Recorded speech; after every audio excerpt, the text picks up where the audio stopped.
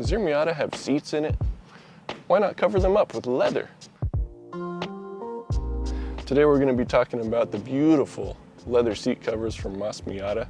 If you want to protect your original seats or hide their terrible condition, or just go for a new luxurious look, these are perfect for you. My name's Andrew, and today we're going to install some new leather seat covers in this NA. Let's get started. Phase one of this process is to actually remove the seats. Luckily, it's not hard to do. There's just 4 14mm bolts, 2 in the front, 2 in the back. So you're going to need 14mm socket on an extension to reach down there, and of course, ratchet. Or if you're lazy like I am, you can bust out one of these and it makes it a lot easier. So let's get this thing out of here. So we're going to get the front two.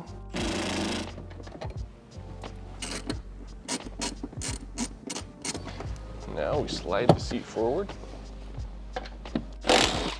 Oh yeah. Sure makes life easy. What even is this thing? Do you guys have this in your car? I have a 91 and I don't have this. But whatever it is, we're gonna take it out. So at this point, you're gonna be about ready to yank this thing out of here, but stop!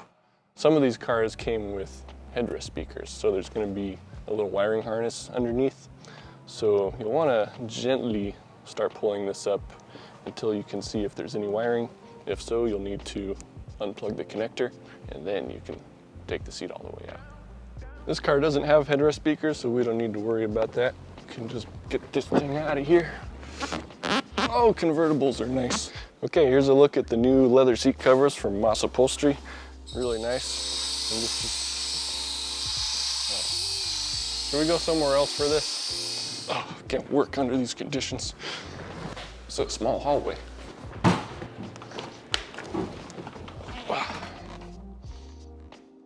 Okay, that's better. So, these covers are pretty easy to install. The bottom portions are the same on both sides, but the tops are actually side specific. They'll fit either way, but you'll notice there's a cutout here, and that's designed to go around this portion of the seat. These uppers just slide over, and they have a piece of Velcro that you use to hold them in place. So lean the seat forward. Pull this through nice and snug, and then you just pull this down and match it up with the Velcro.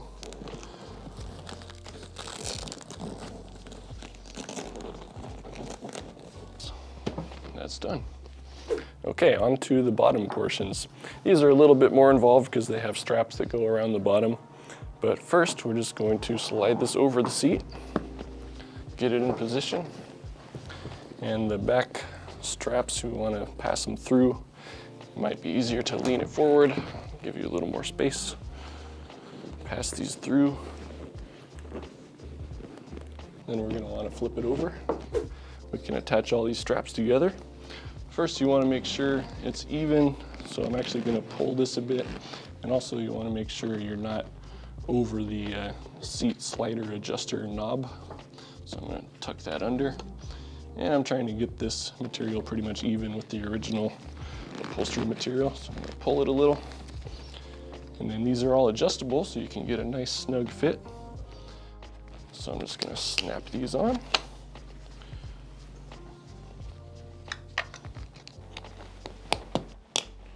Snap, adjust. And you can do something like this to keep the end of the strap from flopping around if you want to keep it neat and tidy. And then there's one lateral strap, which holds it snug in this direction. But it's better if you don't go over the seat tracks because it can interfere with these being able to slide forward and back smoothly. So what we're going to do is try to tuck it underneath. So in order to do that, move these all the way back. Have access to these bolts. So these are 12mm. That way you can lift the track up, slide the strap under it, and this way it won't interfere. And we can just put this back in. Now, same thing on the other side.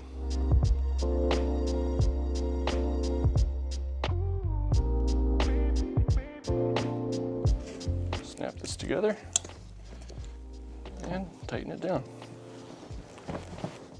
Line that back up.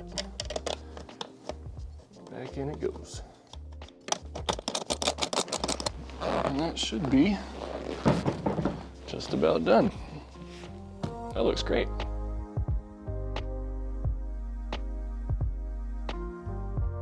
All right, let's get it back in the car. Oh, my bad. Oh. Okay, putting the seat back in is just the reverse of when we took it out. Keep in mind there's these little pointy pins on the front tracks, so you'll want to line those up with the holes in the floor and make sure the tracks are even with each other, because sometimes one can get thrown off. But this should just slot back in. There, it's all lined up. We can put our bolts back in. Before you go straight to the power tool, you want to thread these in by hand to make sure the threads are nicely lined up and things are going in straight. We're going to be careful, thread these in properly before we torque them down.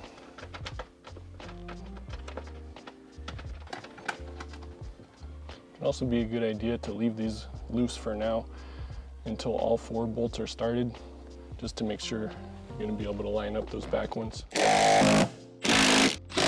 Wow, this turned out awesome if I do say so myself. Moss Handcrafted Upholstery. We make these here in the USA. We have a shop in Virginia that sews these by hand, and these are actually available in several different colors. We've got black, tan, red, there's even green ones. I'd love to see someone install green ones. Anyways, they really class up the interior a lot. Hope you enjoyed the install, and we'll see you in the next video. Thanks for tuning in.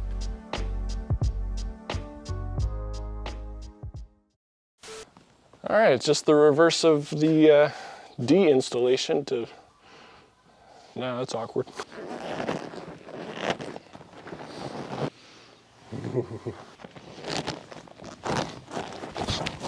We're ready to put this back in. It's just the reverse.